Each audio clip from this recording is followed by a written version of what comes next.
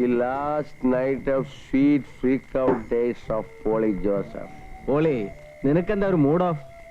ആ പെണ്ണ് മനസ്സിന്ന് പോണില്ല. പോളി അവൾക്കറിയില്ല.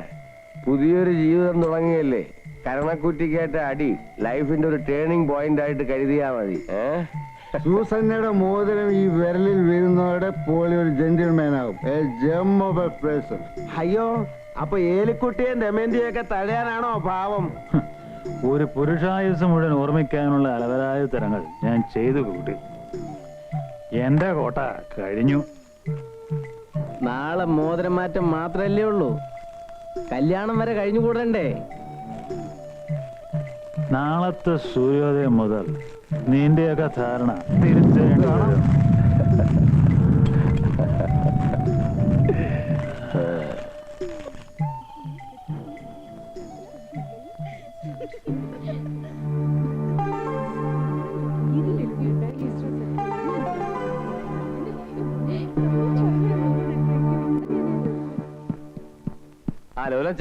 എന്താ? നീ വേഗം പള്ളിയിലോട്ട് ചെല്ല്. ആ ജോസഫിനെയും കൂട്ടിക്കോ. കാലത്ത് കിടക്കരുതെന്ന് അവനോട് പ്രത്യേകം പറയണം കേട്ടോ. ആ ദേവസ്വം എല്ലാരും എത്തി, ഞാനൊന്ന് കണ്ടിട്ട് വരട്ടെ. സൂസൻ, ലില്ലി ഉഷയൊന്നും ഇതുവരെ എത്തിയില്ലല്ലോ. ഓ, അവരുടെ വീട്ടിൽ നിന്ന് പെർമിഷൻ ഒക്കെ വാങ്ങി ഇങ്ങെത്തുമ്പോ ഏതായാലും നാളെ നേരം വെളുക്കും. അത് ശരിയാ. എന്താണ് രണ്ടുപേരും കൂടെ? ആ മോളെ, എങ്ങനെയുണ്ട് ഊട്ടിയിലെ തണുപ്പൊക്കെ? ഇത്രയും പ്രതീക്ഷിച്ചില്ല. പരാതി വല്ലതും ഉണ്ടെങ്കിൽ പോളിച്ചിനോട് നേരിട്ടങ്ങ് പറഞ്ഞാ മതി. റിംഗ് എക്സ്ചേഞ്ച് ഇവിടെ വെച്ച് നടത്തണമെന്ന് അവനായിരുന്നു നിർബന്ധം. പോളി എന്തിയെ? അവൻ ഇന്നലെ ഇങ്ങ് എത്തി, കൂടെ കുറെ ഫ്രണ്ട്സും ഉണ്ട്. എല്ലാത്തിനെയും ഒന്ന് സൽക്കരിക്കാൻ കൊണ്ടുപോയിരിക്കുക. ആ ദേവസ്യ, ഇവിടത്തെ സെക്കൻഡ് ഫ്ലോർ മുഴുവൻ നമുക്ക് വേണ്ടി ഒഴിച്ചിട്ടിരിക്കുക. വരുന്നവരെയൊക്കെ എങ്ങനെയാണെന്ന് വെച്ചാൽ അങ്ങോട്ട് താമസിപ്പിക്കുക.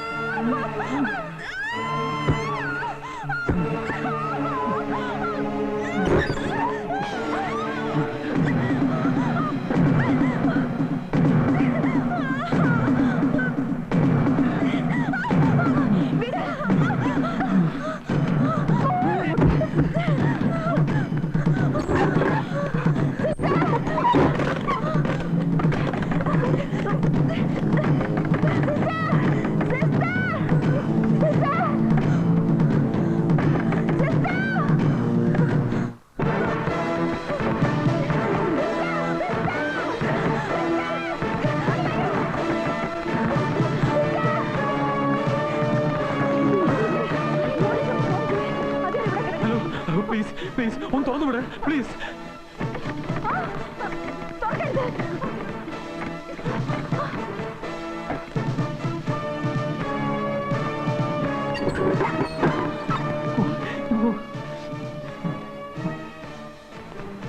പോലീസിന് ഫോൺ ചെയ്തിട്ടുണ്ട്, ഇപ്പൊ എത്തും.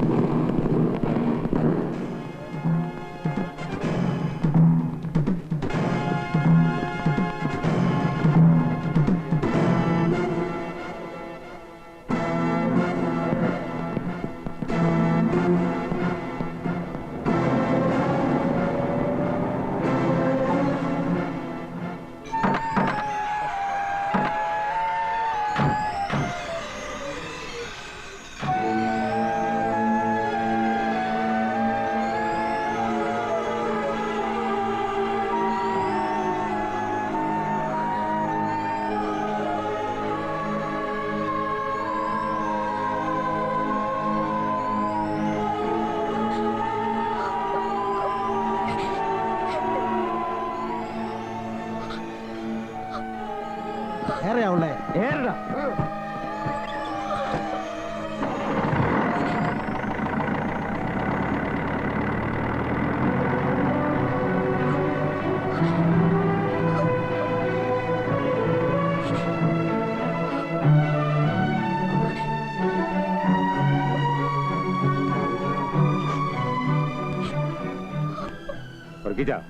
പള്ളിയിലേക്ക് ഇറങ്ങിയപ്പോഴേ വിവരം അറിഞ്ഞത്. എന്റെ മകളുടെ ജീവിതം എനിക്ക് വലുത്. ഈ ബന്ധം ഇനി വേണ്ട വർക്കിച്ച. അല്ല ഒന്നും പറയണ്ട, ഇത് നടക്കില്ല. കേറ്. സൂസൻ വാ. കുട്ടി വിഷമിക്കരുത്. ഇത് നടക്കാത്തത് കുട്ടിയുടെ ഭാഗ്യമായി കരുതിയാൽ മതി. ഒരുപക്ഷെ എല്ലാം കഴിഞ്ഞതിന് ശേഷമാണ് ഇങ്ങനെ സംഭവിച്ചിരുന്നെങ്കിൽ ജീവിതകാലം മുഴുവൻ വേദനിക്കേണ്ടി വരുമായിരുന്നില്ലേ?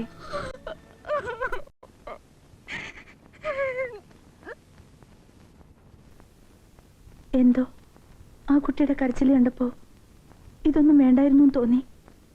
നമ്മൾ കാരണമല്ലേ കല്യാണം മുടങ്ങിയത്? രേവതി എന്താ ഈ പറയുന്നേ? അയാളെപ്പിന് പോയിട്ട് പൂജിക്കണമായിരുന്നോ? ഇഡിയറ്റ്. ഒന്ന് ചുമ്മാ ഇരിക്കും ബിന്ദു.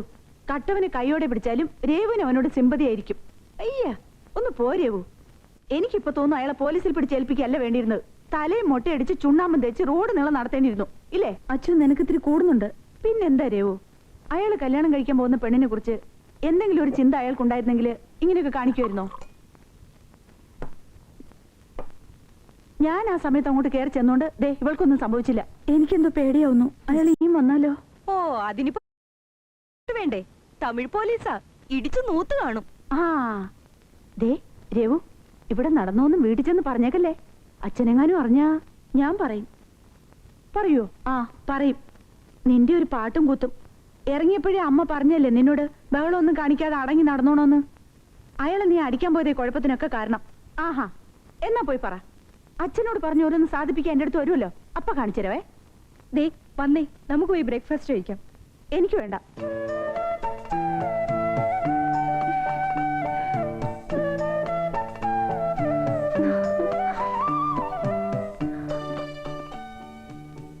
അപ്പോഴേക്കും എന്റെ ചക്കര ബുദ്ധൂസ് പിണങ്ങിയോ? പറയില്ല കേട്ടോ. ഓരോ തെറ്റ് നീ ചെയ്യുമ്പോഴും ഈ അപ്പച്ചനത് തിരുത്താൻ ശ്രമിച്ചിട്ടുണ്ട്. അപ്പോഴൊക്കെ നീ ആ തെറ്റുകൾ ആവർത്തിക്കുകയായിരുന്നു. പയ്യമോനെ, ഇനി എനിക്കെന്നല്ല ആർക്കും ആകില്ല നിന്നെ തിരുത്താൻ. ആ SIയുടെ കാല് പിടിച്ചിട്ടാണെങ്കിലും നിന്നെ ഞാൻ ഇറക്കിക്കൊണ്ടുവന്നത് അപ്പച്ചൻ ചെയ്യേണ്ടത് ചെയ്തില്ലെന്ന് ഒരിക്കൽ പോലും നിനക്ക് തോന്നരുത്. അതിനുവേണ്ടിയാ. മരിക്കാൻ നേരത്ത് നിന്റെ അമ്മച്ചിക്കൊരു പ്രതീക്ഷയുണ്ടായിരുന്നു. ഒരു വിവാഹത്തിലൂടെയെങ്കിലും നിനക്ക് മാറാൻ കഴിയുമെന്ന്. സാരമില്ല, നീ തെരഞ്ഞെടുത്ത വഴിയാണ് ശരിയെന്ന് നിനക്ക് തോന്നുന്നെങ്കിൽ അങ്ങനെ തന്നെ ആവട്ടെ. പക്ഷേ ഇന്നു മുതൽ നിനക്ക് ഈ അപ്പച്ചനുമില്ലെന്ന് കരുതിക്കോ. എനിക്കൊരു മകനും. അപ്പച്ച,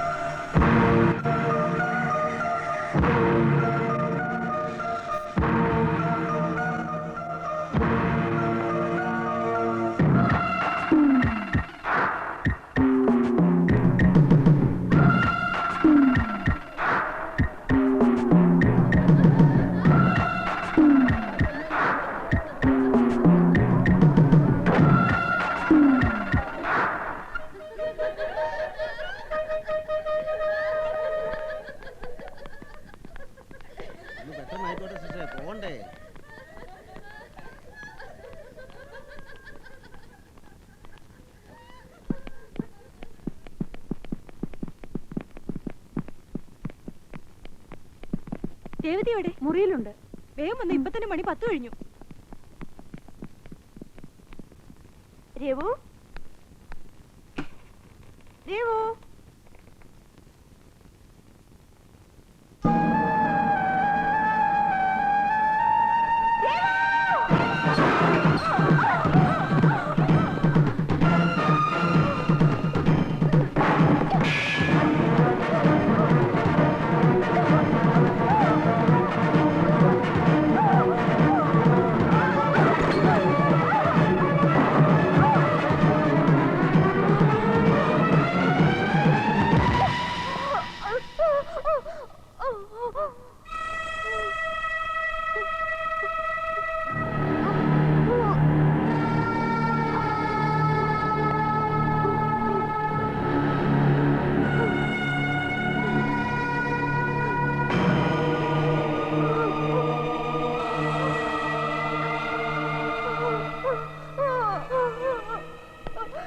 കുട്ടികൾ സ്മാർട്ടാകുന്നത് പോളിക്കിഷ്ടമാണ്.